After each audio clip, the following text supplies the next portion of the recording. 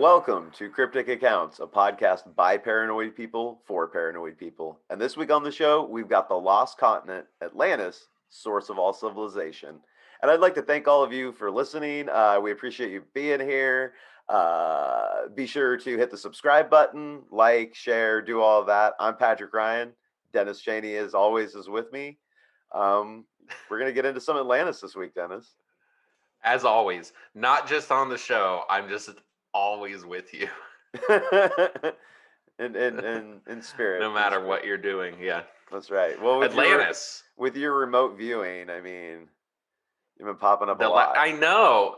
Well, I've been looking into annoying, some things. I know. I've been looking into some things, and I probably won't tell you until it happens, until I pop up. Okay. Until I remote view you. Or I'm going to remote view you doing something unique enough that I can, drop it on you in the middle of a show and just watch your reaction. Just watch me spiral. Like, how did you know that? Oh, that'll be fun. Right. That'll be fun. We don't usually talk about this sort of thing, but it is a special week for everybody in Kansas City. Chiefs are going to the Super Bowl this weekend. I know, second time in our life. Yes, twice in a row, second time in our lives. We're pretty. I don't. If you're not listening in the United States, or if you have no idea what we're talking about, otherwise, our hometown football team is going to the championship. We're pretty pumped about it, and I'll use my remote viewing to say right now that we're gonna destroy Tom Brady. So. Oh yeah, it's gonna be a real changing of the guard. The only reason that fortune let him get this far this year is just so he could be beat by the guy who's going to take his GOAT status. Yep, pretty much. That's it. That's why this happened, for poetry. or whoever actually scripts and rigs football. That would be a good episode. That would be a good episode, actually. Sports rigging. I got down a rabbit hole on that a couple weeks ago. About the last Super Bowl. There was like a 30-minute video made by somebody in San Francisco, and he went play by play but it was just like all he did was argue with every play. And some of them are going to be bad. You know what I mean? The whole video was him just saying it has to be rigged because of all these bad, but sport. I mean, there really are real sports conspiracies, and that might be a fun episode. Well, yeah, I mean, we know for sure the World Series got rigged in whatever year that was. Always bringing you the news. Yeah. Yeah. Well, anyway, that's our shout out. That's our hometown shout out. So, Atlantis.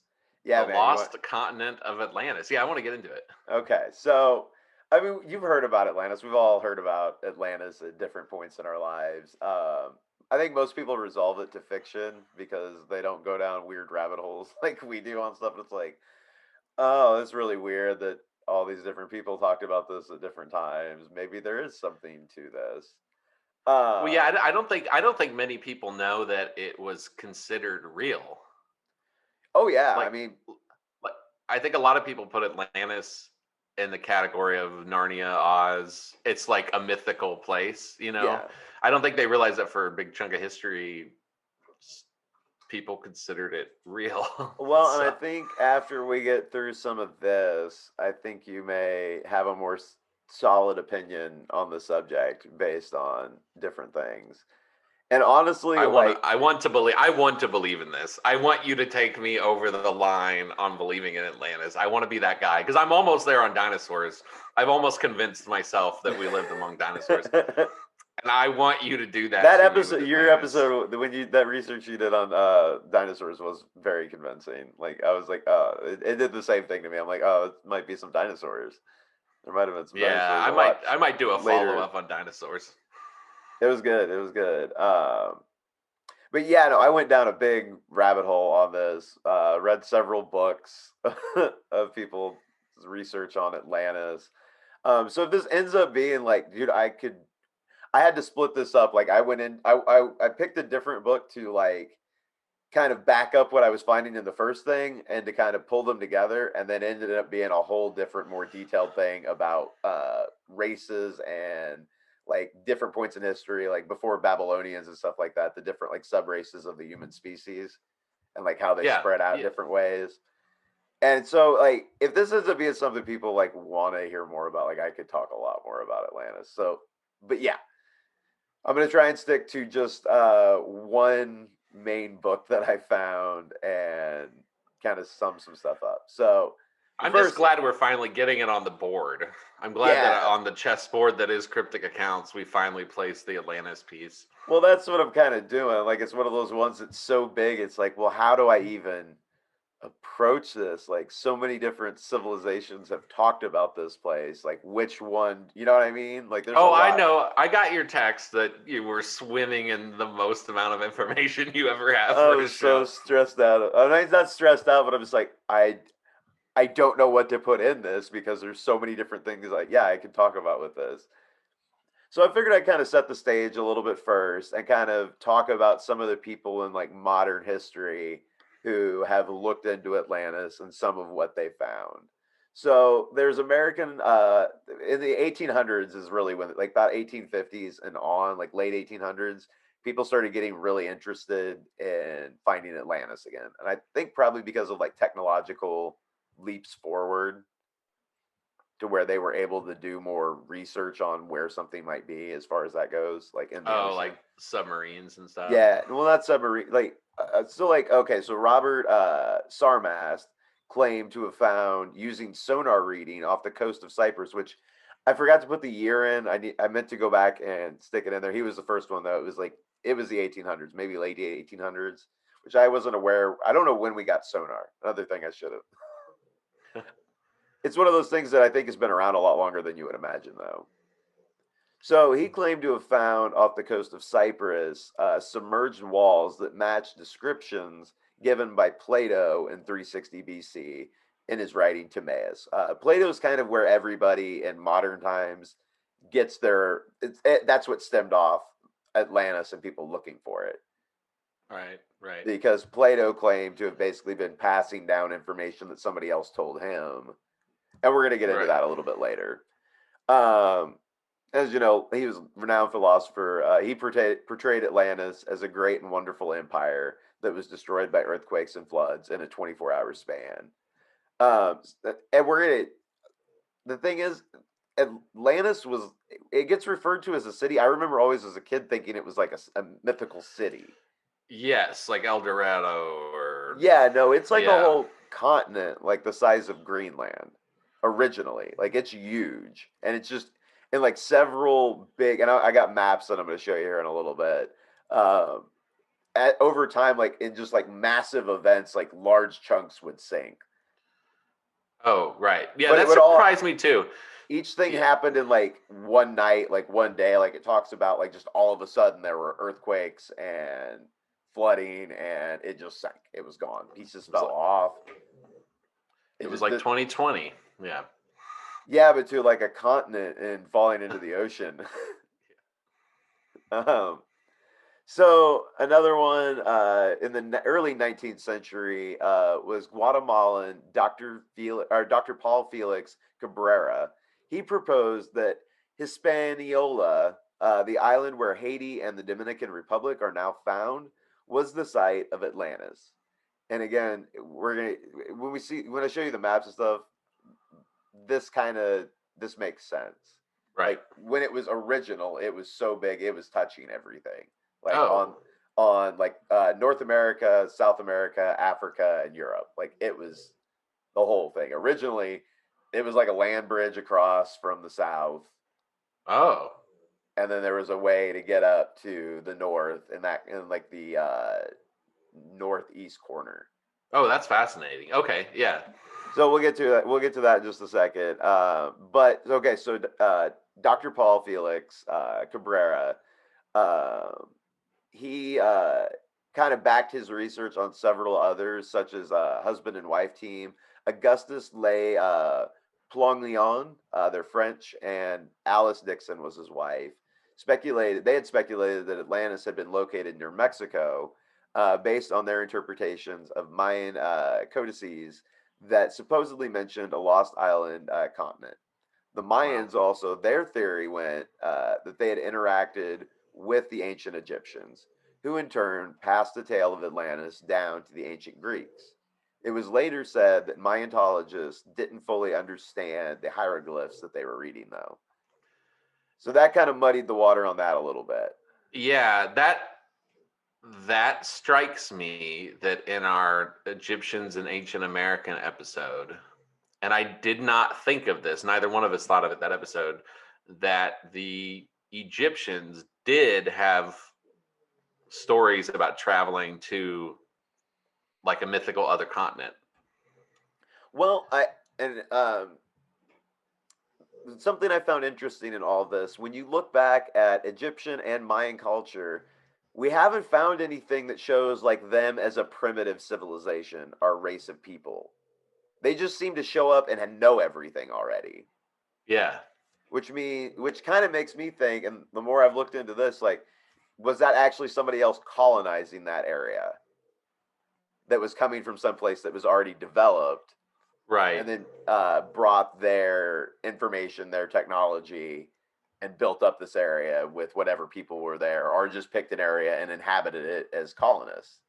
Oh, see, I was thinking just that they discovered Atlantis, but that you're saying there'd be like a colony of Atlantis. Yeah, I'm saying with the stuff I've looked into, it seems like if that it was more likely that the Egyptians were actually, or what brought them and started them was actually a colonist from Atlantis coming and teaching them. Uh, some people think it's like a replica of Atlantis, essentially. Like they were doing the same things that was happening in Atlantis, Yeah, and the and Mayans that are kind of the same way because they don't nobody really like like before them, it's like what yeah was there? Yeah. They just it's yeah, that's weird. Those are two civilizations that went from not on the radar to like world civilizations, which generally it takes like steps and you can like track the steps and yeah, that's they like huh. did it really really really fast, and yeah, you can't find anything that like shows them as being primitive. So I found that interesting as I was going through all this, and it kind of made sense that maybe somebody else was doing something. It would explain maybe why you see pyramids in all these different places and similar hieroglyphs and stuff like that. Very similarities in pottery and things like that as well. Right. Like there's been a lot of things that have been found, and I don't know if you stumbled on it with your Egyptian stuff, where like I think we did, where like you would find pottery that had like art that looked the exact same in Mayan discoveries as well as Egyptian. Yeah. Yeah, there Like was how are they there was both? actually I think it was yeah, the language. The language is one of them. I think it's 11 or 13 characters that the Mayans match hieroglyphs of the Egyptians. Wow. It was a small double digit number, but it was a double digit number. Um, So, okay, so back to people that have been looking into Atlantis. There was also British explorer Colonel Percy Harrison Fawcett. He thought he'd solved the mystery in the 1920s. He argued that Atlantis might have been located in the rainforests of Brazil.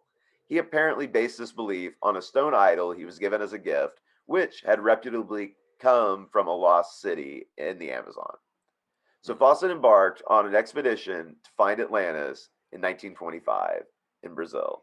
He went way into the backcountry and he was never seen again. So, Maybe he found it.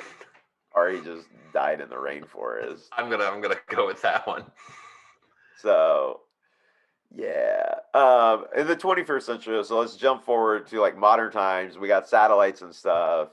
Through satellite imagery, it was found that in the southern part of Spain, near Cadiz, uh, there was a belief that a large marshy area surrounded by what appears to be concentric rings of earth or water, which are geographic details that Plato had noted in his writings. Like he described these shapes of Atlantis Oh, basically, and they found them off the coast of Spain. that's And we're okay. That's convincing we're because that would about to be in get the to the maps, Atlantic. and I should have put in hindsight, I should have given you the maps a little bit sooner before we talked about all this. I thought I put them high enough up. Um, so one last one though before we get to the maps was European scientist, actually Swedish geographer Ulf Erlingsson. He argued back in like 2003 that Atlantis wasn't near the Mediterranean at all, but was actually Ireland. Says the Emerald Isles size syncs up nicely with Plato's estimate, and that the destruction myth was inspired by the submerging of Dogger Bank, a North Sea shoal around 6100 BC. Hmm. So he thinks it's just Ireland that everybody was talking about. The sinking of the shoal is a good fact for this theory.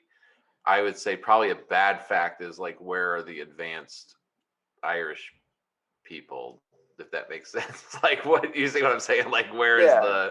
where's the Yeah, when you get into all that, it doesn't really make a lot of sense. You would think you would find very ancient things there. I mean, they do find stuff there, but nothing that old, I don't believe, like that would predate like that. well, I know, but I'm saying like you wouldn't find this hyper, like he described, like this very advanced civilization. You know what I Yeah. mean? Like, yeah. Well, I don't know that that one. I didn't get into him necessarily. We are going to get into a couple of researchers, particularly with that one. I'm not sure what Ulf's whole theory was. No, no, I know. I'm not talking about Erlingson, the guy who says it was Ireland. I'm saying Erlingson's theory that it is Ireland is kind of contradicted by the fact that there wasn't like a super advanced Irish civilization. Yeah. Yeah. Oh, I get what you're saying. Yes, yes, yes. Yeah. So okay, so let's get into these maps. So these are from another book that I really sucked. Like it didn't. I'm sorry, it didn't suck. It sucked me in. That's what. Let me finish that. This book really sucks. Next page. Me in. Sorry about that. But yeah, this one I might do another episode on if like we end up really wanting to get into Atlantis more. But yeah, this is part of the material I was looking at for that. So W. Scott Elliott did a lot of research. He did a ton of research. Like he had a ton of references to other early writings of people that had researched it. Like he seemed to kind of, if anybody had a grasp on it in the early 1900s, this guy did. Or 20th century, he was like 19. He was 19 teens, I think. Mhm. I'd have to look at when that book was. Anyway, so if you look at this first map, everything in red you can see. So you can see South America, you can see like Europe and Asia. Everything that's red in this map is actually connected to Atlantis. So you can see Atlantis between what would be the United States and South. It's actually like pretty much connected to the United States, South America, and has a little connection to Africa as well as a little bit up towards Europe. Wow. It's huge. So this is how he believes it originally started.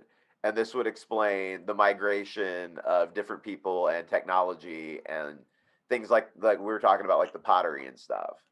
It's basically, for those of you listening on the podcast, it's basically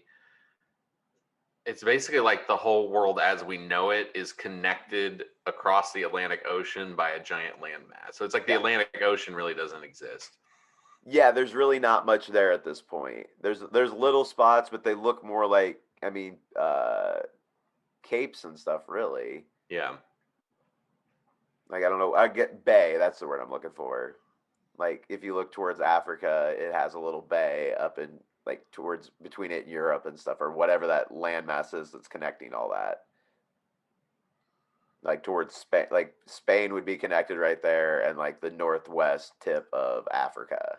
Yeah. And Is Ireland, looks like Great Britain also is Yeah, connected. that's connected. Yeah, is it up there? Is it Yeah, connected? it is. It's connected The to, map's really hard to see. It's from a very like old book, basically. Like it's very old. so, this Oh, is this yeah. is what he describes as map. This is map one, Atlantis at its prime. So this is like the heyday of Atlantis. You can see where he's got Atlantis marked on there. So that's the center. Again, not a city, whole humongous continent. In fact, you would argue that I don't know what you would call it, but North and South America are basically part of Atlantis. That would be one landmass, really. Yeah, and You're I'm more guessing, dividing up countries there, really. yeah, that's what I was saying. It's really, if you just compare a regular map of the easiest way, the biggest change to a regular map of the world, even though this thing literally stretches from Alaska to the tip of Russia, it stretches the whole world. The biggest change though is that the Atlantic Ocean is more or less filled up with a big Yeah, the Atlantic continent. Ocean is basically non-existent. It's Yeah. basically there's land there right now. And I should have put the dates in. I believe this is a like several 100,000 years ago by his estimates. Hmm. So if you go to, so this next one is Atlantis in its first in its decadence. So you can see it's dramatically sank. There is now water around the majority of the coast. So it Right. sinks. Now it's still connected to North America, Yep. but it's starting to get carved out, and then it's broken off from Europe and it's broken off from Africa. And it has a separate island down by South America now, which we're going to get to in just a second on the next map because you can't read it there. I forget which island that is. Then a catastrophic event happens again, and now it's just these two islands. It breaks off even further, and that's Ruta and Datia was what they called them. Okay. So, and we come to this fourth map, which is the last map, and this one's referred to as Poseidonus. And I believe that this is the one that Plato was actually referring to.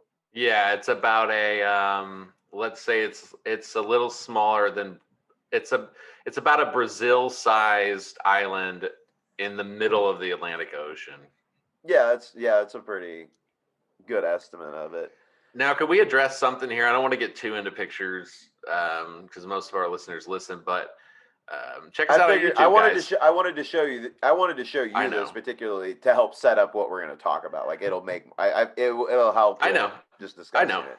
I just have a question. So in the fourth map, like half of Africa is gone. What's up with that? Does he explain that? Half of Africa is like an ocean. You're right there. I didn't notice that till just now. I paid so much attention to the island structure.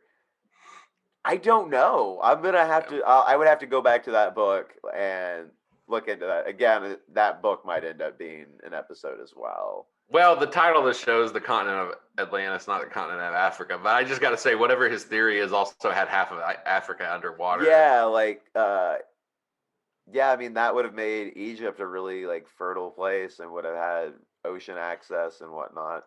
So I think Egypt's underwater in that. Oh no, it's pretty close though. Yeah, you're right. It would have been right next to the ocean. Yeah. Yep. And this, by Plato's estimate, what did I say it was? 9,000. Ooh, what was it? 9,200, 9,300 BC. So this would have been okay. Okay. Wow, that's a long time ago. Even for, I mean, that's a. So this map, we'll call it 1,000 BC. This would have been an accurate map. Okay. Wow. For sure. Because the second one is like back. I should have put the dates in it. It jumps like the second map is like 80,000 BC, and then the third one is like 20,000 BC. Okay. The point, everybody, is roughly it's almost a million years in between the two maps. The point is like a million years ago, everything was connected, and then slowly by around 10,000 BC, it was just like a big island supercontinent in the middle of a big continent in the middle of the Atlantic Ocean. That's the whole point. Yeah. Thank you, Dennis. I appreciate that. But yeah, no. So this is all kind of like I got into Atlantis or looking into Atlantis actually from when we did the Antarctica stuff. Like I don't remember if that had come up actually on the show, but that had come up in the research. So that was kind of what I think you mentioned it briefly. Did I? I think you just mentioned Atlantis. I don't think we got into any theories or anything. Okay. Well, yeah, this steered me down that direction because, like I said, like we saw in that first map, like that would have been a really close travel. Like that wouldn't have been that bad even ocean wise. No, I mean it'd be no different than traveling the Silk Road. Yeah. Yeah. So when I started looking into all this, the book that really got me going was one I found that was actually it was articles that were put into a book, or one article that was published in 1912 in the New York American newspaper.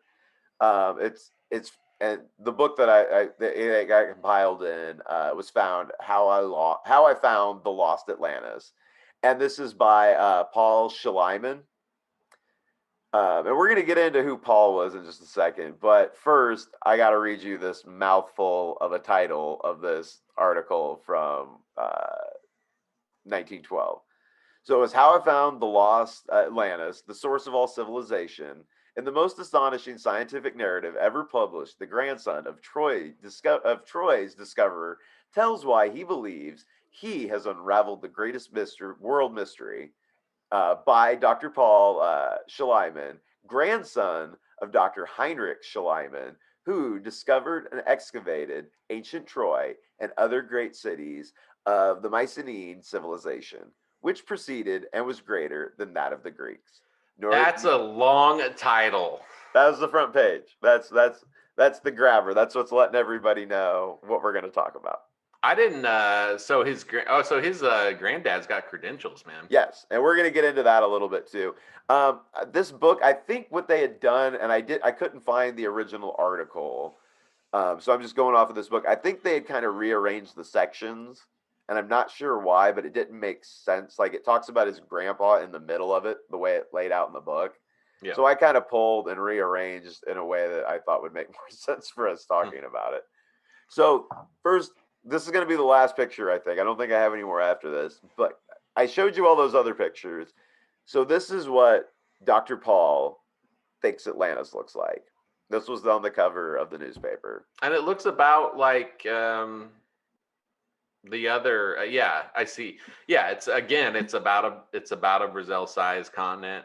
It's bigger. I think it's been exaggerated in this picture. Yeah, I think this is kind of a caricature of. Yeah, but it's basically would you say it's the Poseidonus version that map 4? Yes. Yeah, it's like the same theory. Yeah. Yeah. So or not the same theory, but it's like the same. It matches. The two theories match up. Yeah, the theories match up. This seems to be probably what Plato would have been describing, in my opinion.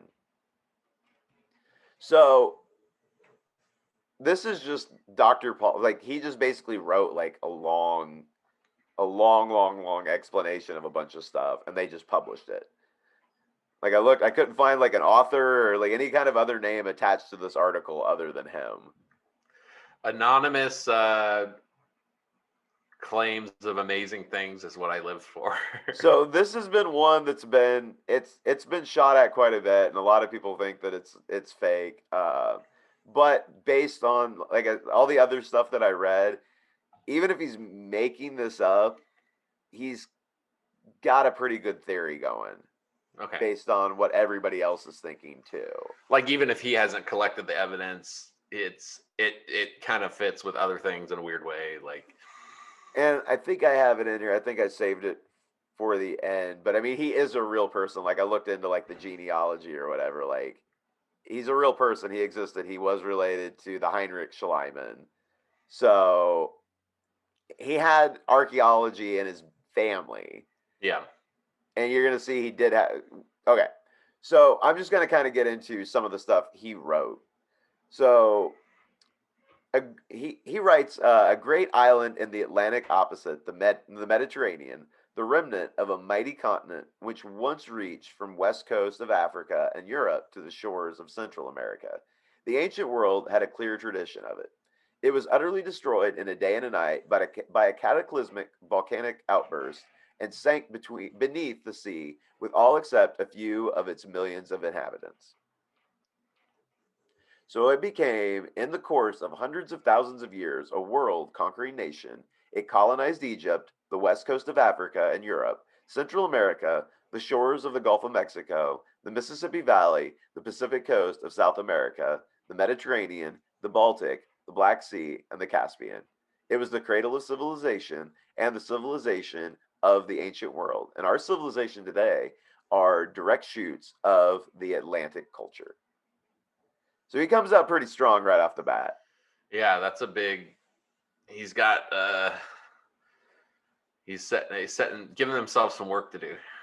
So he goes on to say, every culture throughout history references the sudden disappearance in different ways, and they're simply memories of a stupendous catastrophe which wiped out Atlantis, the tale of which was carried by those who escaped to all of the Lost Lands colonies. and these represented all the civilizations of the world at the time. So, in the same way, the escape of some Atlanteans over a narrow land bridge, which connected Atlantis with what is now Brittany, survives in the legends of the Rainbow Bridge Perilous, which the Scandinavians believed was the only road to Asgard, the dwelling place of the gods, and in similar legends of the Hindus, the Mayans, and the Turanians. Hmm.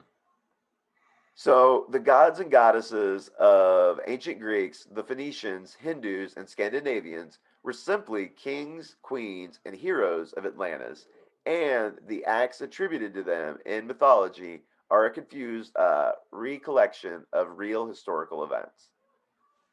Which I read some other people's stuff that kind of made sense on this. Like, they basically described each as humans developed through time, like these different civilizations that popped up. They kind of expressed themselves and had different things that they considered the most important. Like Phoenicians, like they were the ones with the alphabet. Like they spoke very plainly. Like their records are pretty plain, like in detail or whatever. Whereas the Greeks, it was argued that were very into art and expression, so they would make things more theatrical when they Hmm. retold history as a way to pass it along in a way All that makes right. sense for their culture. Yeah, I'm feeling that. I get that. Which when I read it, I'm like, I can kind of jive with that too. That kind of makes sense. Um, so uh, the oldest colony formed by Atlantis was Egypt, whose civilization was a provincial reproduction of that of the mother country. The next oldest were those of Peru and Central America. The Venetian alphabet, parent of all European alphabets, was derived from the Atlantis alphabet, which was also conveyed from Atlantis to the Mayans. The symbols and the hieroglyphics of both Egyptians and Mayans came from the same source, and so is explained their similarities. The the Egyptian hieroglyphs, that was writing. Yeah, and I think that was another thing that was argued as an expression thing too in the Oh, I see. culture. Oh, like maybe they had okay. Maybe they had both hieroglyphs and a phonetic alphabet. They use both possibly because other countries were doing different things. That part, Emojis. kind of, yeah. There's if you think about that, yeah, that's a good way to put it. Like we use lots of things now that aren't actually words, like everybody gets it. There's tons of emojis that we can use, and anybody in the world that's on the internet would understand, regardless of I'll, language. it's not my job. It's not the show's job. I'm gonna throw a wrench in this for a minute. Okay. If you had a phonetic alphabet, why why would you lose it or stop using it? Have It's you been too on Reddit? useful. Yeah, that's well. I'm just saying. I'm just saying. I understand why you could Like have there's whole groups that hieroglyphs. communicate like primarily in emojis. Oh, really? Oh yeah, it's a thing. Well, but the Egyptians. What we're saying here, though, is that the Egyptians would have basically, Well, like imagine as a the civilization, would have said, "We no longer want to use the alphabet. We will now, as a civilization, only operate with emojis." no, I think they were using both. That's what I'm saying. I think I don't think I don't think the Egyptians used they didn't use a phonetic alphabet. No, they used yeah. hieroglyphs. You're right. I don't know. You're right. That is kind of who's doing different things. That also could have had to do with, and again, it. I didn't get into super into this because like each one of those levels of Atlantis kind of had there were different like almost races of Atlanteans that were kind of fighting against each other and doing different things.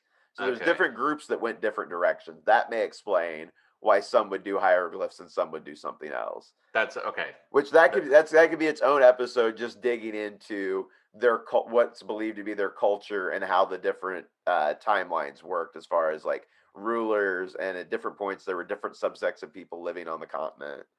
I know you have the best continent ever that started all of human civilization, and all anyone wants to talk about is your worst day. That's the curse of Atlantis. The 4 days that just ruined everything for you. Nobody ever says, "Oh, the alphabet, that's Atlantis." They say, "Oh, Atlantis, they got destroyed." I mean, yeah, it took several times, so that was part of it, and that made okay. So that's All to right, go. I'm being No. critical. I think that's a good. No, that's a good thing to think about in all this. Like, why was it different? I think that might explain it is because they didn't do all of them at the same time. Like I said, he thinks Egypt was first, and then Peru and Central America. Maybe like the illiterate people used higher. Maybe it was like the Egyptians were like a slave base Yeah. mostly. Okay, yeah, and they like didn't really know how to read, but they knew how Well, to do this okay. Let other me think thing. of a good way to do it, or to. So imagine if a group of people from Alabama went to colonize a new area. Yeah. So they go out and colonize a new area. Nothing violent. They just go move to a new place and start a new area. Now the people from California also go to a different place and start Uh-huh. their own thing. They're both going to look like America in a way, but they're going to look like very different versions of America. I understand that. That I like that, and we can move on here. What I'm saying is a No, I really phonetic. want to shoot this one down good. I'm saying a phonetic alphabet is more useful than hieroglyphs. Also, you got to keep in mind there could have been there's thousands of years between some of these cultures as well. All right. Remember the big when it was all part of like one big continent, basically. That Yeah. was almost a million years ago by this timeline. So that's a different group of people and a different group of thoughts. Okay, But so they maybe each in Atlantis those started out with hieroglyphs and then built their way up to a phonetic alphabet, possibly and then at different. Okay, all right. just like we find cities buried on top of cities. Yeah. Like they're doing different people living in the same place doing something different. You know what? You got me there. That's it. I keep thinking of it as one. The Well, no, I whole. had a Yeah. hard time when I was doing all this research because this would be a two-parter episode easily if I'd incorporated everything from oh, who is the map guys from W. Scott Elliott. If I'd incorporated everything that was in like his research, Yeah. because man, he did a deep dive. Like, and I got a with his, he was referencing other books, so I was going through like checking what he was saying about other things, and Okay. what I got into checked out. So that's why I'm kind of referencing him in this one. That's why I always try to usually keep an open mind with Nine and Feisty, and that Oh makes no, sense it's because fun. let's say like the eastern half of Asia dropped off into the ocean, and then like you'd have Russians going places, and they use a phonetic alphabet, and then you'd have Chinese going places, and they'd be using characters, and then I would That's say, a great why would you example. use? Yeah, that's okay. So are That's we yeah. are we concluded on this? You know what? I'll give you the main point. I get the fact that I use a better example than Okay, I Than will. Alabama. Mine was And there's funnier. nothing against Alabama, but No, it could have been any state. just the idea that Alabama becomes like an empire, like conquers other No, they places. just have a colony. That's all this is. This is a colony. Anyway. So back to Dr. Shalimon. Back to the show. Yeah, that was a fun offshoot. That was fun. The Atlanteans had full knowledge of electricity, he says, as well as steam and other natural forces. He also says they had airplanes, power ships, and explosives. And again, I could have gone off. I almost spun off into a whole nother thing about Atlantean airplanes because there's some stuff about that. I'm loving this. I might even steal it from you. I might do an Atlantis technology episode or something. You know what? I hope everybody does actually really like this one because I would love to do more. I would love to dig into this more. I could do a lot more on From Atlantis. what we were talking about this week, it sounds like we could do a 5 or 6 parter. I mean, easily. I Yeah. mean, we don't got, and we probably I won't overload you like that, guys, We gals, don't have to everybody. make promises. So they had okay. So let's see here. They invented the alphabet. They had electricity. They basically had modern. I mean, steam is we Yeah, still use steam for power. Um, Maybe they were more advanced than us because it well, says it's they use. also another thing I stumbled upon, and I don't think I put it in here, but I read a lot of things from scientific articles or whatever. They were talking about how it's believed that there was a lot more nuclear material, basically, on the We did. Earth. We talked about that in our Okay, that was in us our then. We did that. in our episode about the Bhagavad Gita and the Hindu nuclear war. That's right. We did talk about that. It's come up a couple times, like ancient weapons like that. or being weaponized and used and stuff. But that, yeah, and I think in that episode, our sources mentioned that uranium was more common Yeah. for whatever reason. So that may explain a lot of things too, as far as their advancement and able to do some of the weird things that they were able to do. Like they might have had some great power sources and been able to do something. I feel like we don't give a lot of really ancient cultures like this enough credit to think that they might have been able to do something. We don't. We don't. I'm a big. I'm not gonna say I'm a believer, but I've I'm of the mind that the human race is way older than we think it is, and we've done a lot more stuff and gotten to peaks. And I don't know if we had nuclear bombs and airplanes, but um, I don't. But it wouldn't shock me if somehow in like captured in tar we found some sort of. It wouldn't. It'd be amazing, but it wouldn't shock me. The farther we dig into this, it seems more and more likely, in my opinion. Yeah. So yeah, he goes on to say they were great engineers and the first workers of iron. They used gold and silver and a vanished precious metal known as orichalcum in enormous quantities for ornamentation.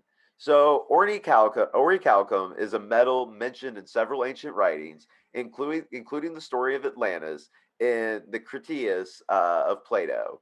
Within the dialogue, Critias, who lived from 460 to 403 BC, claims that orichalcum had been considered second only to gold in value and had been found and mined in many parts of Atlantis in ancient times, but that by his own time, orichalcum was known by only by name, like it wasn't around anymore. Hmm.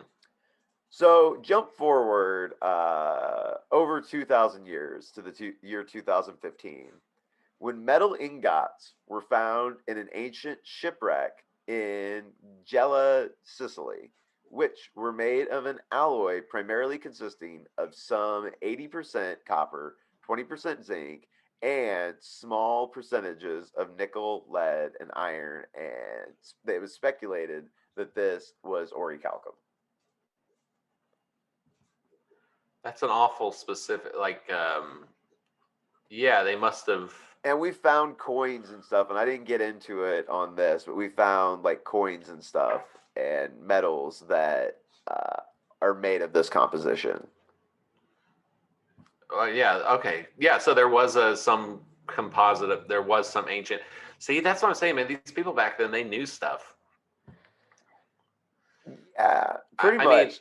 well, I guess not technology wise, but what I mean is, they said there was a metal, and then people just assume, oh, that's fake because we don't have it now. But then we find out they had some different. And it's nothing. This isn't space stuff. This is copper and zinc, but it proves that they knew what they were talking about.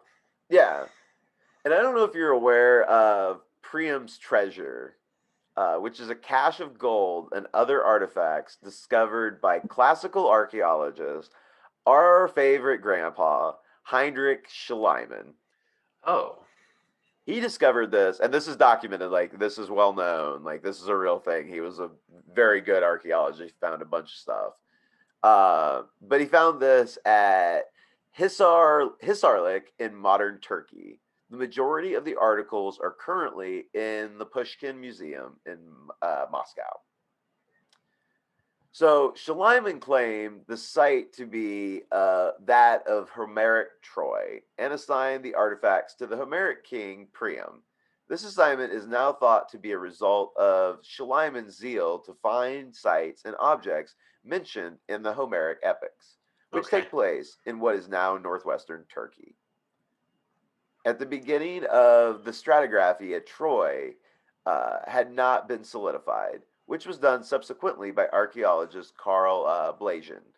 The layers in which Priam's treasure were alleged to have been found was assigned to Troy too, whereas Priam would have been king of Troy 6 or 7, occupied hundreds of years later.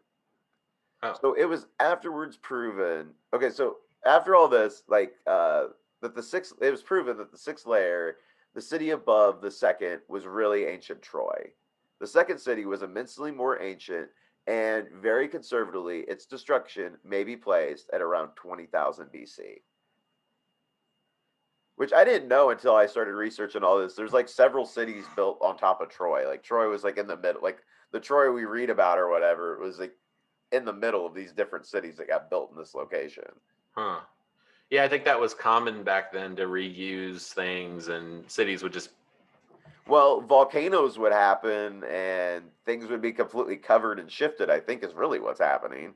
maybe, yeah, that could have happened too. It's around that area, though. But just generally in the ancient world, There was you a lot know, of falling off into the ocean back then too. And we found that almost became, but then Atlantis became so much on this episode. I wanted to talk about other cities and things that we found sunken underwater in different places around the world. Because it's more common than you think. Like we found a bunch of stuff underwater that's like, pillars and buildings and stuff like that, statues. They're just like things fell off. yeah, the climate change. Well, you see a whole big continent turn into a little island and then nothing over the course of, 700,000 years or whatever. Yeah, Lot of and other. if that really is at the bottom of the ocean, where it we'll be lucky to find it. Well, it seems like that area, I mean, it's so deep in those ridges, but it seems like it's just going to continue to possibly sink further and further and further. I kind of wonder how far it goes. Like, when does it Yeah, hit something solid now that it stops moving when earthquakes happen and stuff? I don't know. I'm I don't sure know either. there's some geologist listening Oh, right now yeah. that's like, no, Probably. that's I'm not how this sorry. works. No, I don't. Oh, you're apologizing to the No, I'm geologist. not apologizing. Oh, yeah, I'm not Okay. apologizing. I'm apologizing to the geologist. So, it had been a great city with cyclopean architecture and high grades of civilization. All this is immensely important to view in the announcement of Kronos Atlantis vase that was found. Uh, the priest of Sais told Solon that Atlantis had been destroyed 900 or 9,000, sorry, 9,000 years before their conversation with Plato. So this is the guy. Solon is the guy that told Plato about uh, Poseidon, or what was left of Atlantis, essentially. Okay. So this would seem to prove that the second city of Shaliman was actually the metropolis of an Atlantis colony, and that the mother country was still existing at the time the treasure was placed in the second city. So what he found he ended up having a dispute with the Turkish government over all this. Like I think he wanted to take it out of the country, and the government didn't want to let him take it. So he stops his work at Hisarlik and he turned his attention to Mycenae on the island of Crete, the historical capital of Agamemnon of the Iliad. So he excavated the wonderful Lion's Gate, the famous shaft tombs, and the dome tombs, but not till recently. News. This is all him writing, so this is not obviously not recent. The Atlantean inscription he found in the dome tombs had been made public. He found too in the shaft tombs the most remarkable hoard of treasure that had ever greeted the eye of a discoverer. And you can see here, Dennis, this is what his grandpa uncovered. Oh, it is gold. So it's a gold mask. It's believed to be a death mask. I'm assuming was put over a body or whatever for burial. And then this is the Lion's Gate that's Huh. there. Okay. So his grandpa did some stuff. The Like very. Trojan horse must have been very small. No, this isn't Troy. Oh, sorry. Uh, this is uh, this is the Mycenae in the Okay. island of Crete. So no, different place. Remember, Turkish government doesn't want to let him take anything out of Troy, so he gets mad and leaves. So he goes to Right. Crete and starts doing it there. Oh, Okay, right. Okay. different place. So okay, so so he finds these tombs and everything, and he goes on to say, in them was gold in profusion. It was beaten into face masks and wrought into hundreds of articles.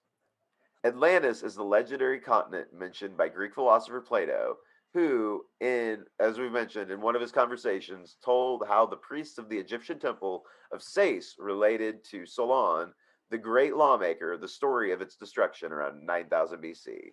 According to this story, it was the home of a great civilized race which had conquered and colonized the world. All civilization had come from it. Hmm. So, what is known as the Dolphin Ridge, an enormous submarine plateau stretching between 25 and 50 degrees north latitude and 20 to 50 degrees west latitude, is supposed to be its sunken remnants. The Azori Islands are believed to be the top of its lofty mountains. So, remember how in that Atlantis picture, there was a high peak on the one side, a really high Yes. mountain. In all those pictures, there was the one that was still there. They think this. He thinks that is the Azori Islands or Huh. Azor Islands. I'm not sure which way you say that. He's got all the answers. So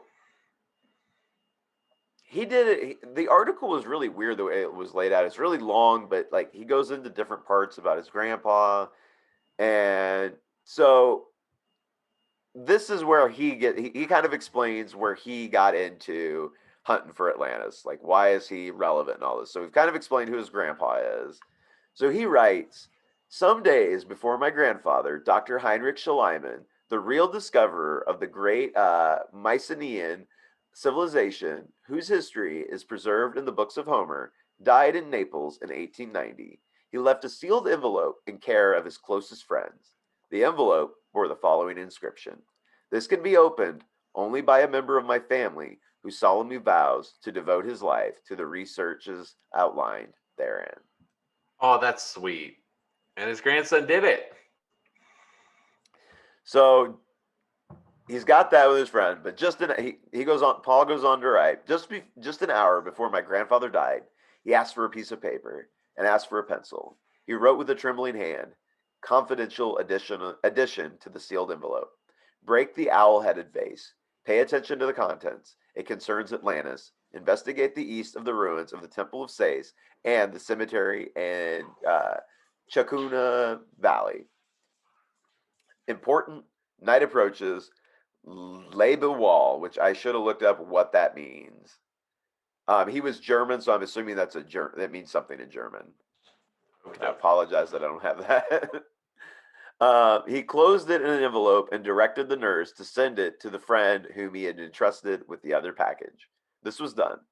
Now, in 1906, so 16 years later, he writes, in 1906, I took the vow and broke the seals. Within were a number of documents and photographs. The first paper said, quote, whoever opens this must solemnly swear to carry out the work which I have left unfinished. I have come to the conclusion that Atlantis was not only a great territory between America and the west coast of Africa and Europe, but the cradle of all our civilization as well. There has been much dispute between scientists on this matter.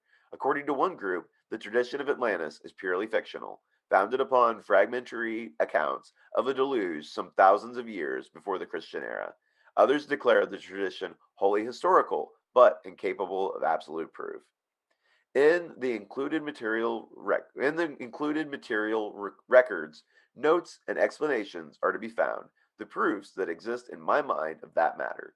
Whoever takes charge of this mission is solemnly obligated to continue my research and to form a definite statement, using as well the matter I leave with this and crediting me with just my dues in the discovery. A special fund is deposited in the Bank of France to be paid to the bearer of this enclosed receipt, and this should pay the expense of the rest of the research. The Almighty be with you on this great effort. Heinrich Schliemann. Whoa. Patrick, you should have started with this letter. That is the quest that every person that doesn't have that is like, can you imagine like your family members die and they're like, break the vase, and that's like the last thing they tell you, and you crack it open and then you have to take a solemn vow and there's a bunch of money in the bank account and you have to go explore and find the lost continent of Atlantis. Sounds amazing, doesn't it? This guy is either a con artist and he's using his famous grandpa as an excuse to make money and stuff, or I'm on board. Or number three, his grandpa played the greatest prank on his grandson like ever.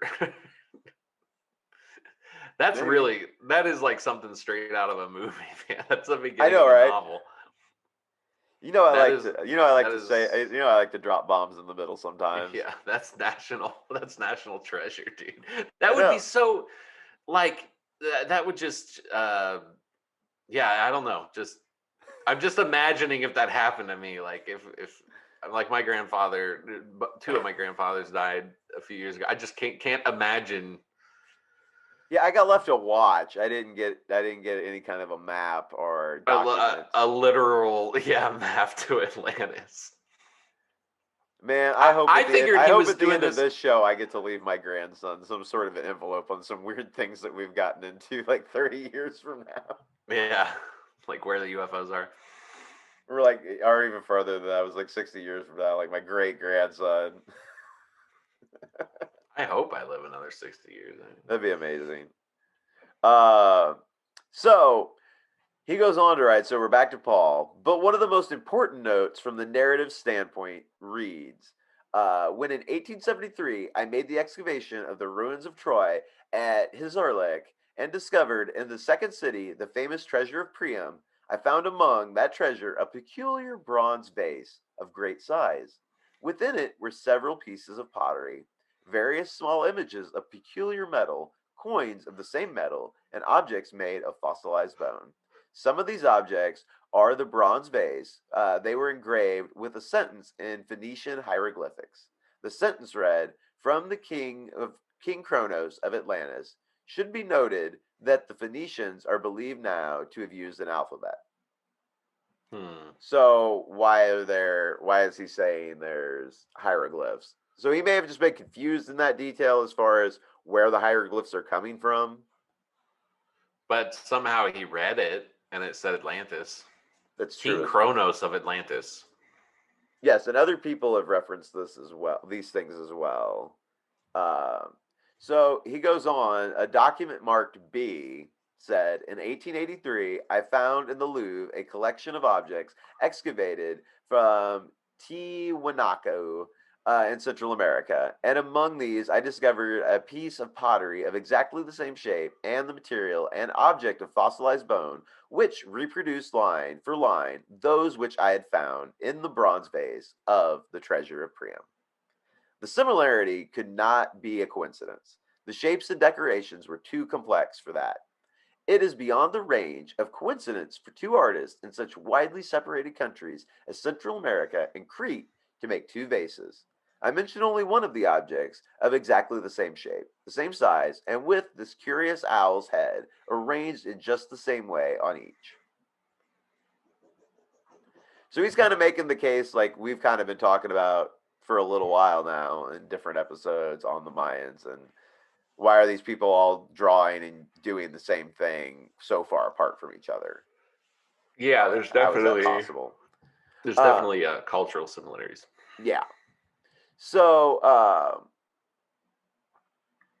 he goes on to say, I secured a piece of the simulacrums, which I'm not sure, I should have looked up what that was, uh, from Tiwanaku and subjected them to chemical and microscopic analysis. The test proved conclusively that both the Central American vases, oh, it's a different word for vases, I guess. No, It's not? no, it just means they're duplicates of each other. Oh, okay. Oh, I'm sorry. I didn't know that one. Did I say it right, Dennis? I don't know, and also I think it's Tijuana. Is it? You're right. You're right. It is. There's another A in there. Just so people aren't like where, what is he Yeah, talking sorry. about? That's okay. Yeah, Tiwanaku. Sorry. I did pretty good. I've been doing pretty good with my pronunciations this episode. There's been some hard ones in this one. Yeah, no, you're doing fine. I mean, Like, thanks for the support, Dennis. Thank you. this isn't I hooked on appreciate it. phonics. I It's probably need scripting hooked on accounts. phonics based on some of the way I pronounce some of these words. So okay, so he secured the piece of simulacrums from Tiwanaku and subjected them to chemical and microscopic analysis. These tests conclusively showed that both the Central American vases and those from Troy had been made from the same peculiar clay. And I learned later, further and definitively, that this clay does not exist either in old Phoenicia nor in Central America. Ooh. The metal objects I analyzed, because I could not recognize what they were made of. The metal was unlike any I had ever seen before. The chemical analysis showed the material to be platinum, aluminum, and copper, a combination never before found in the remains of ancients and unknown today. Platinum, aluminum, and copper. Yep, Okay, well, that's different than what they found in the shipwreck. that is true. So maybe this is something different that he's talking about that he found. Maybe There's he's probably just, so much going on 20,000 years ago. oh, imagine 500,000 years ago. Oh, yeah. What's happening like right here where we are now, just for example. Like what weird different things are going on, like what culture is here, what are they doing? So okay, so he goes on to say objects then perfectly similar and having unquestionably a common source were found in such widely separated countries as these. The objects themselves are not Phoenician, Mycenaean, nor Central American. What is the conclusion?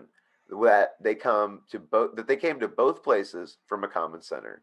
The inscription on my object gave that center. It was Atlantis.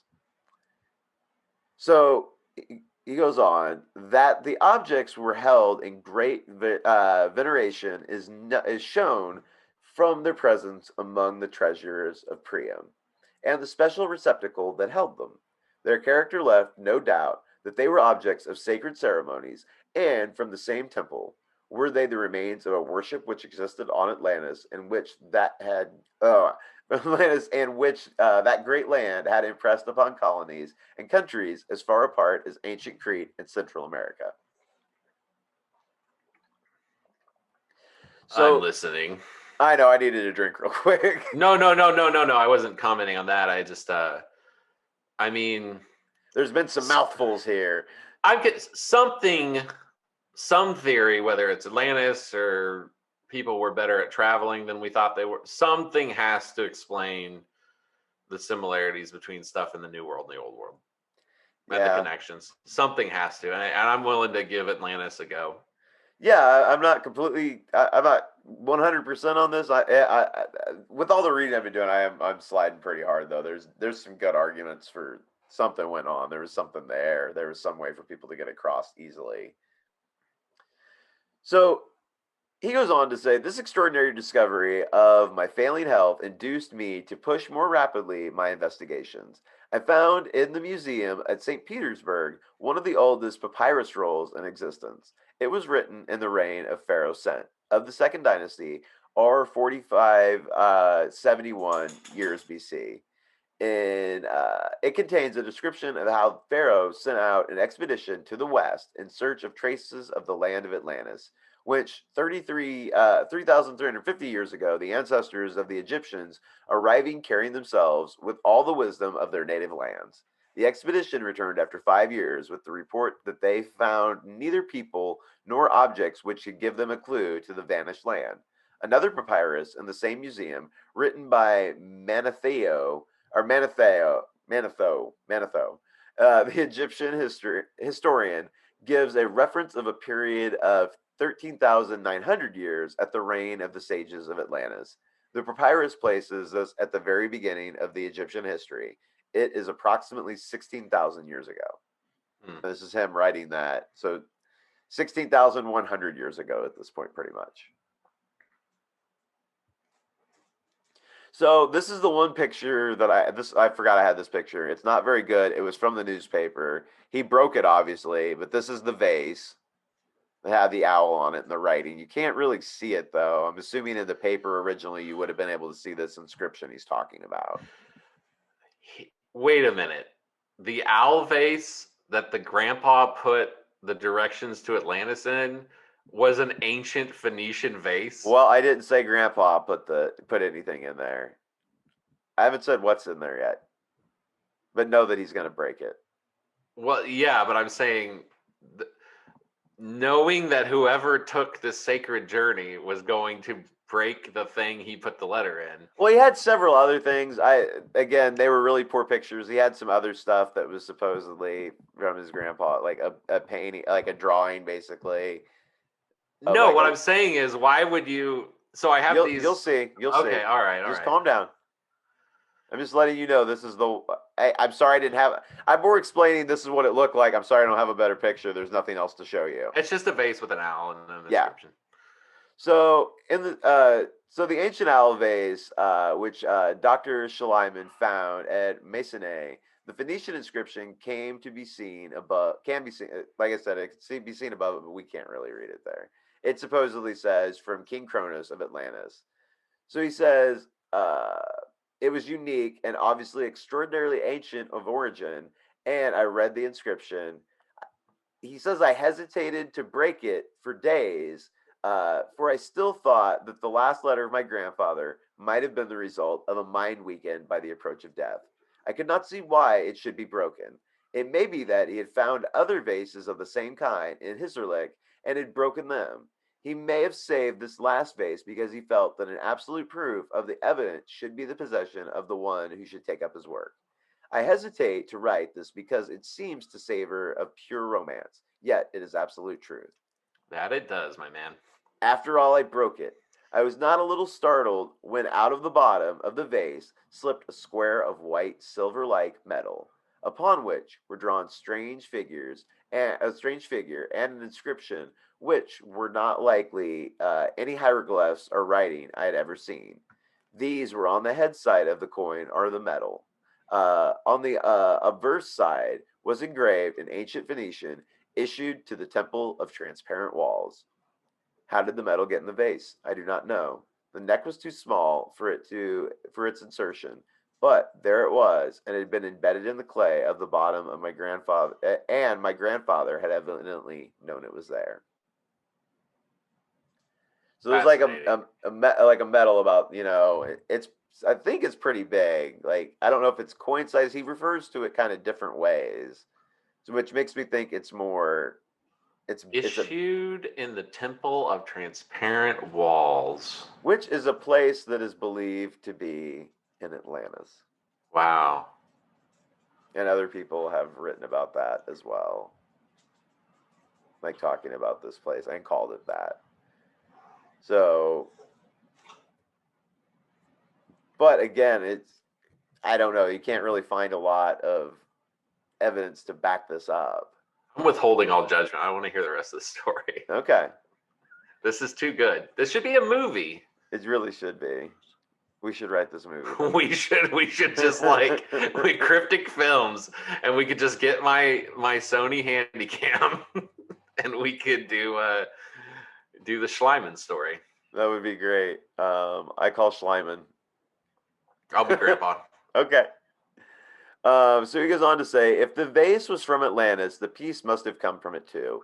And yet, my examination showed me that the Phoenician letters had been cut in after the object had been under the die that had made the face figures. This is a mystery to me even now, but there is the evidence. Besides this, I found the collection of other material objects which my grandfather had said came from Atlantis. One was a ring of the same peculiar metal as the coins or the metals. There was a strange looking elephant of fossilized bone, an extremely archaic vase, and some other objects which I will not discuss now. The map by which the Egyptian captain had sought for Atlantis was there too. I prefer to save these other objects for my extended work, nor could I, under the instructions of my grandfather, tell of them. It is sufficient to say that no scientist can controvert them. The owl vase, the archaic vase, the bronze vase, and the ring have the Phoenician inscription.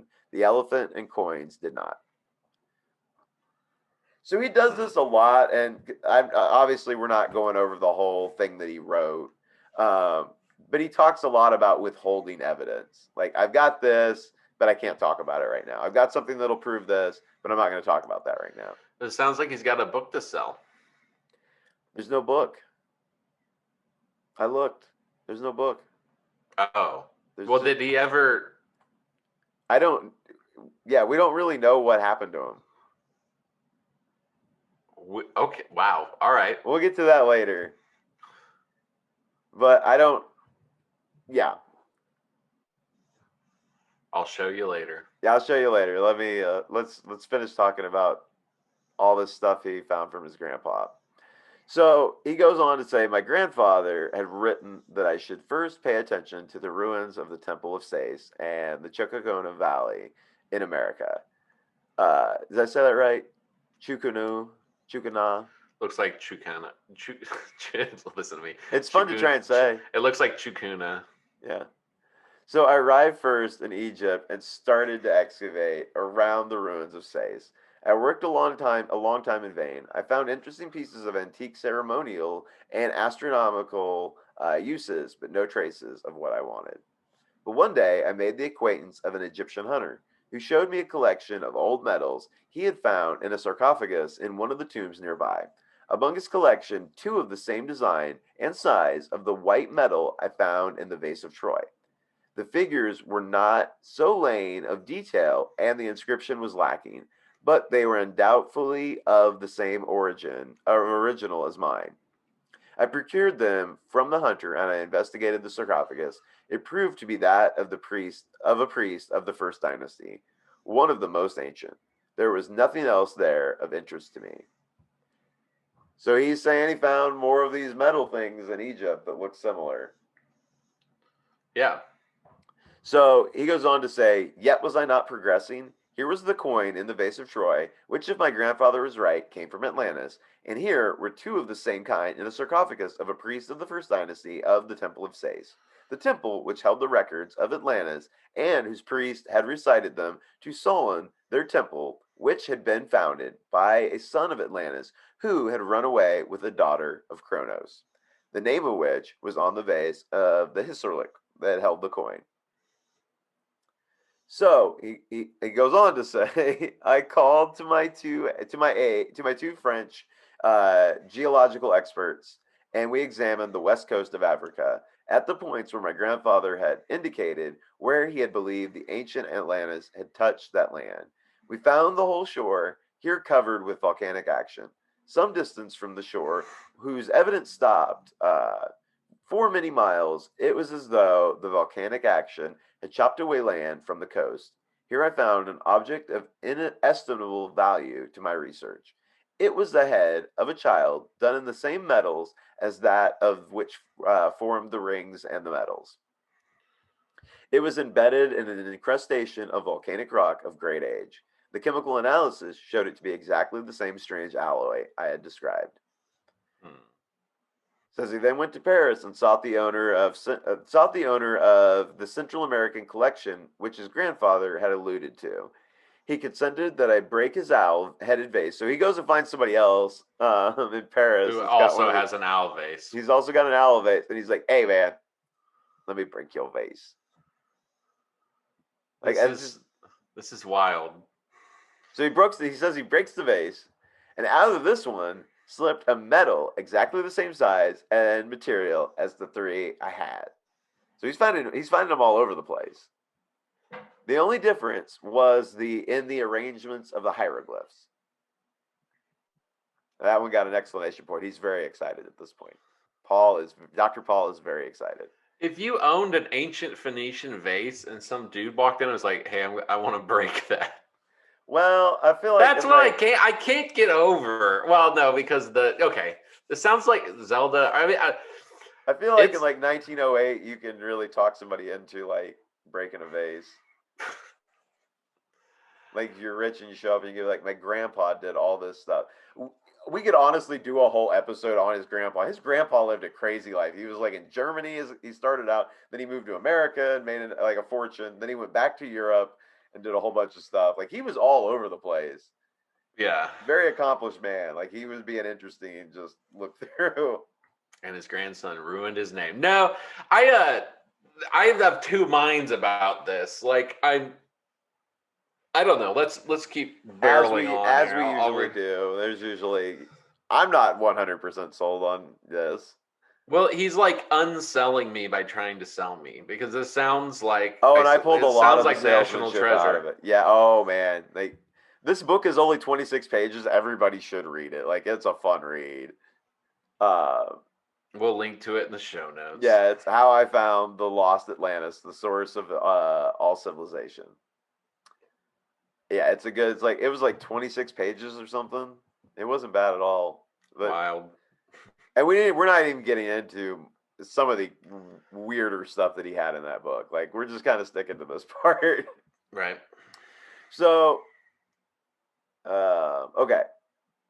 So he went to Paris, like I said, he broke that guy's vase, outslipped the metal with a different arrangement of hieroglyphs. He goes on to say, I have a reason for saying that the strange metals were used as money in Atlantis 40,000 years ago. These reasons are based not only on my own research, but also upon those of my grandfather, which I have not mentioned. The Temple of Transparent Walls was one of the national treasures of the Lost Continent. As the Atlanteans, and after them the Egyptians, the Mayans, and the Chimus, were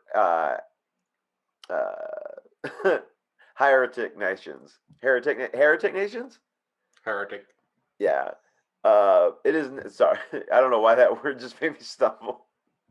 It is natural that a temple was considered at the center and foundation uh, of social political life, as well as the cradle of art, science, education, and religion. Among the facts that I have to reveal in my book, so maybe there is a book. I couldn't find a book though. I'm telling you, this sounds like he's selling a book. All right, he might be selling a book. I looked though. I could not, other than this book that I'm using, which I don't think this is him. I don't think he. Maybe he just put this article and made it a book after he got done writing it. Well, that would be weird to make a book that says "Read my book." Newspaper article. I mean, yeah.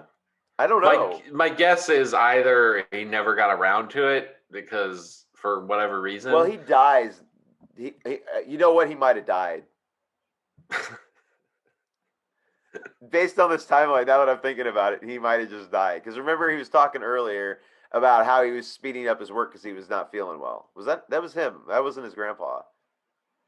That was his grandpa. Was it his grandpa? I don't Well, know. I'm more confused about this. I'm sorry. I have it at the end. He doesn't live very much longer. I do know that. So that could Maybe it. explain it. Yeah. No, I think you're right. I think it's a younger Schleiman is also the Because closer. remember, he doesn't. Maybe hunting Atlantis like kills you or something. Well, remember, he doesn't pick it up for 16 years after his grandpa dies. Yeah. Yeah, you're right. It Like, is he it is waits until younger Schleiman. 1906 to even start. And I'm not sure. I'd have to look back. I'd have to skim through. I can look at what year he was born. It's fine. But anyway, For whatever reason he's not doing well. yeah. Okay, so yeah, so he talks about having a book. Yeah, maybe he doesn't ever do it because he passes away. But he says in the book there are clear indications of the city of the Golden Gates, as it was called, and two clear references to the Temple of Transparent Walls. I pass on to the translation of a Maya manuscript, which is part of the famous collection of Les Plongeon, that French married couple that I referenced at the very beginning. The Trono manuscript, it can be seen in the British Museum. He goes on to say it reads, in the year of 6 Khan, on the 11 Muluk, in the month Zak, there occurred terrific earthquakes which continued without interruption until the 13 Chuan. The country of the hills of mud, the land of Mu, was sacrificed. Being twice upheaved, it disappeared during the night, being continually shaken by fires of the under earth. Being confined, these caused the land to sink and rise several times and in various places.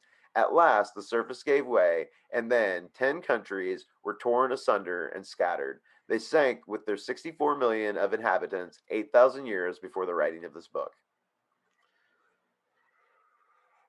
Ooh. So that's a Mayan manuscript that's in the British Museum that talks about that. Now, I want to talk about a second manuscript in the record of the old Buddhistic temple of Lhasa. I think I'm saying that right. There is to be seen an ancient Chaldean, is that right? Yeah, Chaldean inscription written about 2,000 years BC, which reads, "When the star ball fell on the place where is now only sea and sky, the seven cities with their golden gates and transparent temples quivered and shook like the leaves of a tree in a storm. And behold, a flood of fire and smoke arose from from the palaces. Agony and cries of the multitude filled the air. They sought refuge in their temples and citadels. And the wise Mew, the heretic of Ramu, arose and said to them, "Did not I predict all this?" And the woman and the men in their precious stones and shining garments lamented, "Mu, save us." And Mu replied, "You shall die together with your slaves and your riches, and from your ashes will arise new nations. If they forget they are superior, not because of what they put on, but but of what they put out, the same lot will befall them." Flames and smoke choked the words of Mu. The land and its inhabitants were torn to pieces and swallowed by the depths in a few months. So, Same story, basically. yep. What's the deal with Moo? Do we know who Moo is? Is he Uh, well, he's it's I I don't want to. I don't remember. I looked into it a little bit. That could be its own thing. Different civilizations reference this. have this It, guy named Moo? well, the first one they were referencing it as a place, I know. And then this one he's a leader. and this one he's like more. He's like again like with the Greeks did with mythology. Like they're kind of giving it a spiritual flair or whatever. Like he's some sort of being Hmm. instead of a place, maybe. Well, I mean, you would name a sometimes places are named after people. That's true too. It's possible. I mean, so if I said, yeah, I mean, Either way they Washington was flooded. Either You way, they know, both somehow knew to call this thing this pretty much the same thing. yeah. Well, Ramu and Mu. I was thinking if the land of Mu, if he was the leader, you would. This is Mu's land, and it's ruled by Mu, and yeah, That makes sense too. Mu. I want to know who Mu is. I delved into that a little bit. We could honestly get into some weird. There's a lot of like. There's so much prehistoric stuff like this that it's like you could go in so many different directions with what different cultures have said about different timelines.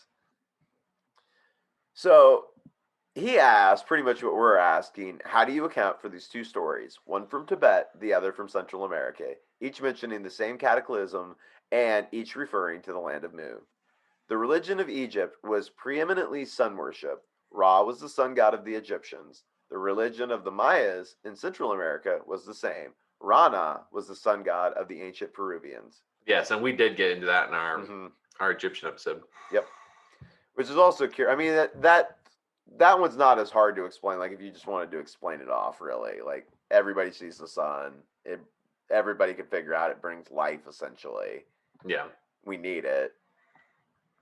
So he goes on to say, my longest archaeological studies of various nations have proven that all of them show their earliest childhood and maturity, but I have failed to find any traces of a rude and savage Egypt or a rude, barbarous Maya race. I have found both of these nations mature in their very earliest period, skillful, strong, and learned. I have never found a time when they lacked an ability to organize their labor, nor lacking an ability to dig canals, build highways, pyramids, and temples, to irrigate fields, nor a time when they did not know medicine, astronomy, and the principles of highly organized government. Like the Mayas, the Egyptians practiced monogamy, and they built their cities and temples in the same style, exhibiting a technical knowledge and skill that remains a puzzle to the engineers of this age. Neither Egyptians nor Mayans were a black race, but yellow. Both nations had slaves and an intellectual caste, but the relationship between the classes were cordial and humane. Their basic principles of government were the same. So he goes on. Lepsius found the same sacred symbol in the ceremonials of Egyptians as in the Peruvians. Uh, so Le Pelongion, the great French archaeologist, discovered at Chichen Itza in Yucatan the figure of a god who was a club-footed and bore in every way the attributes of the great god Thoth of the Egyptians.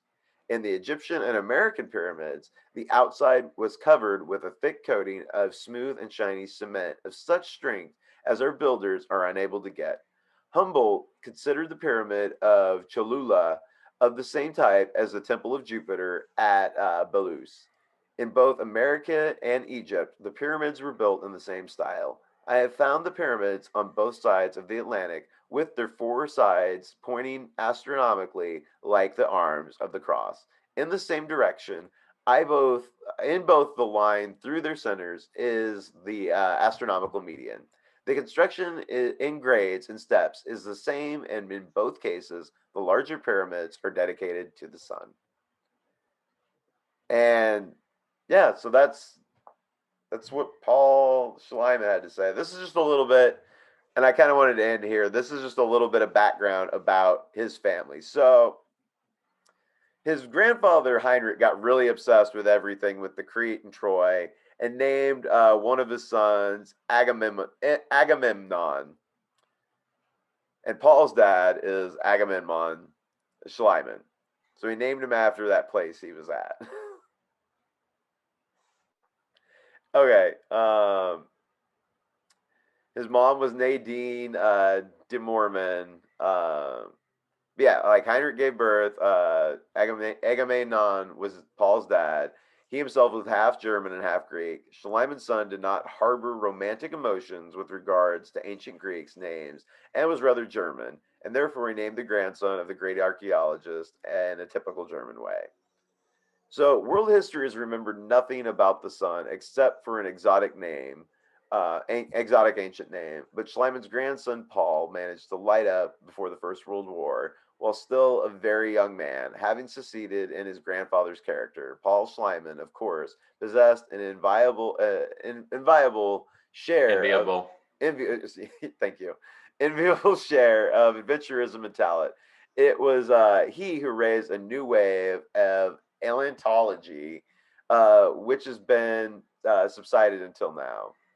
So it talks about his article, and I'm getting this from, I'll put it in the links or whatever, but it was like a genealogy site where I mapped his family essentially to figure out where he was coming from. So yeah, it's kind of we're not sure. It goes on to say, oh, there it is. He was born in 1878, so he's not that old when he takes up his grandpa's stuff. So he's like 28 when he starts it. Um, oh, that's Egami. Okay, I'm not. That timeline doesn't make sense. All right, I'm not sure what's going on with Paul's timeline. They are linked together, but other than this, it's there, he doesn't pop up a whole lot more.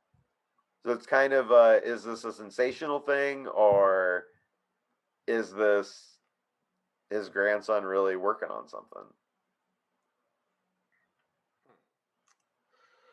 Um, Fascinating. So I guess final thoughts. I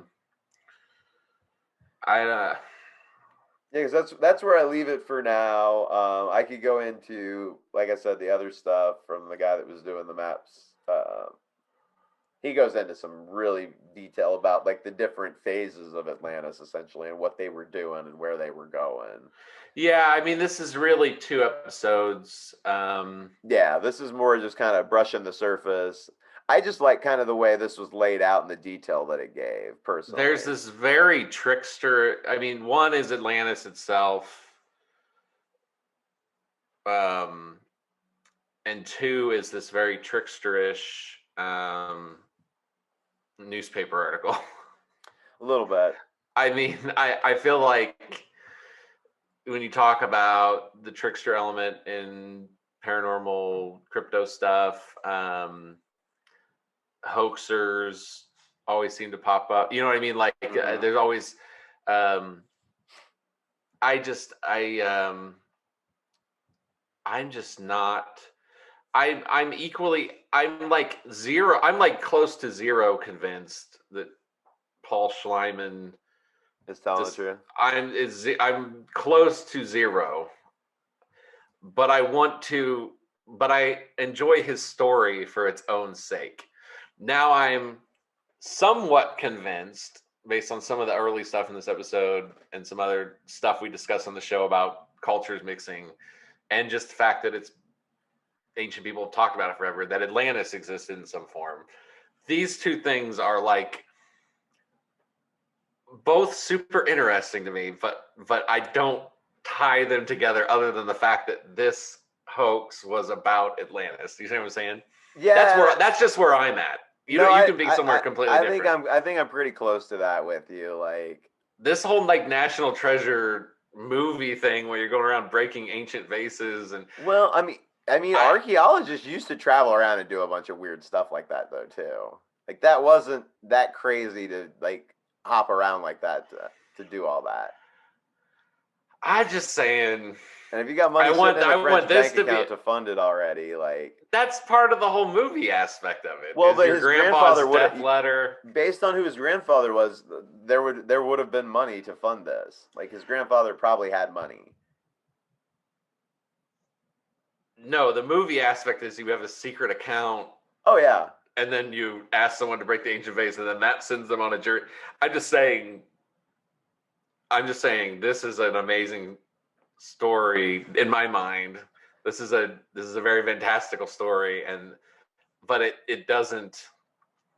I don't buy anything he says. Anything he says that's true. He anything in here that would have like proved it or would have been new. He says he's not going to show right now. He's not. You Mm-hmm. know. You see what I'm saying? The Oh other yeah. stuff the other stuff is stuff that is would have been known by somebody who had access to an archaeologist's books and things if he was your grandpa, you know what I mean? Mm-hmm. So it's stuff that we could find on the internet now. Yeah. So I mean, I like the episode, but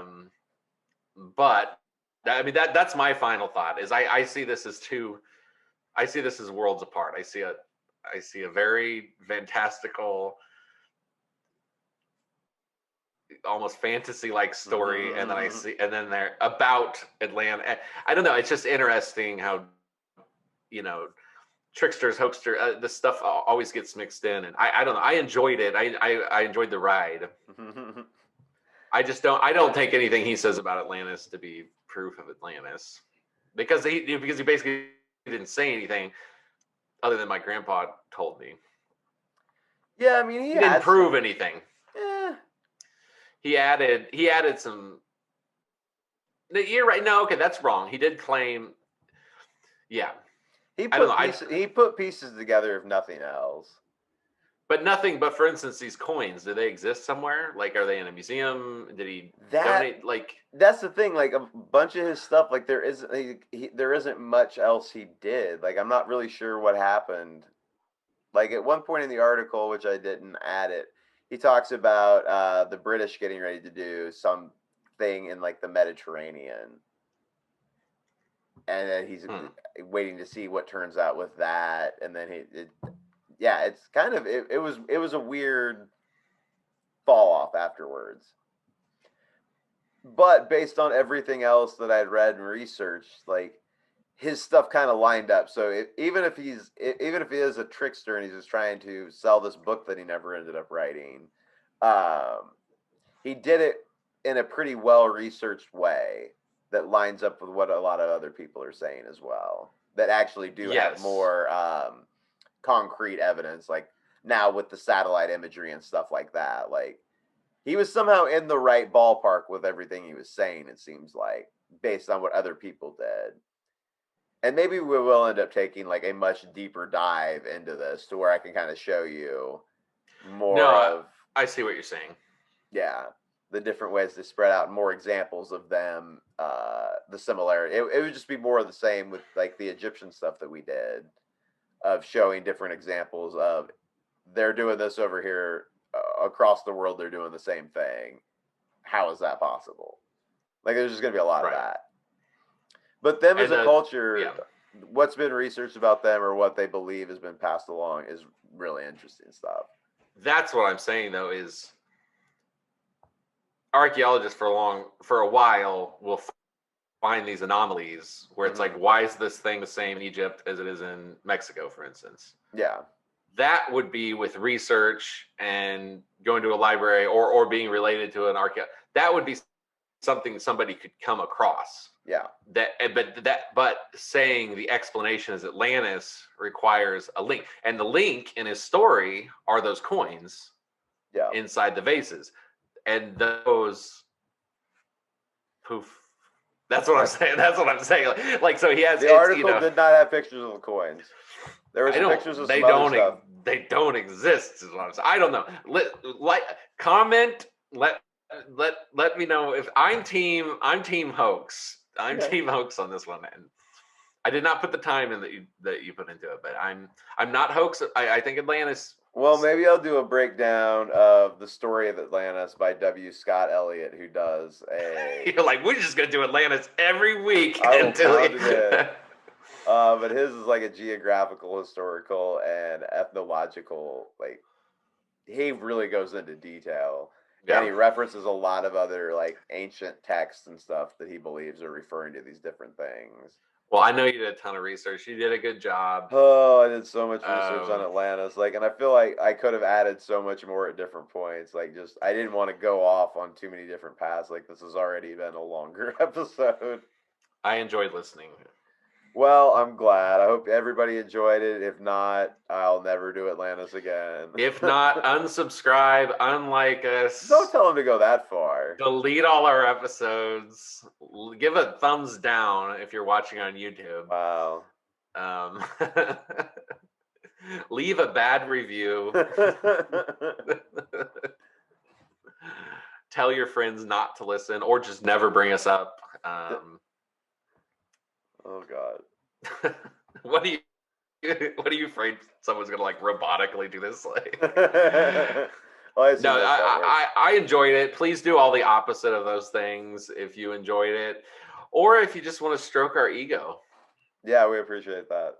We appreciate that too. But yeah, that's it. Next week will be Cryptic New Year with Dennis hosting. Should be good. I'm looking forward to it. Should be good. Yeah, next week is Cryptic New Year. Okay. This is our final. This week is our final week of our 52 week. Yeah, we're getting ready to hit our real 1 year anniversary. Yeah, happy anniversary. Happy anniversary. I didn't get you anything. Just in advance. I didn't get you anything. Thanks. You're welcome. Love you. I love you. Go Chiefs. Yes, go Chiefs. Bye, everybody.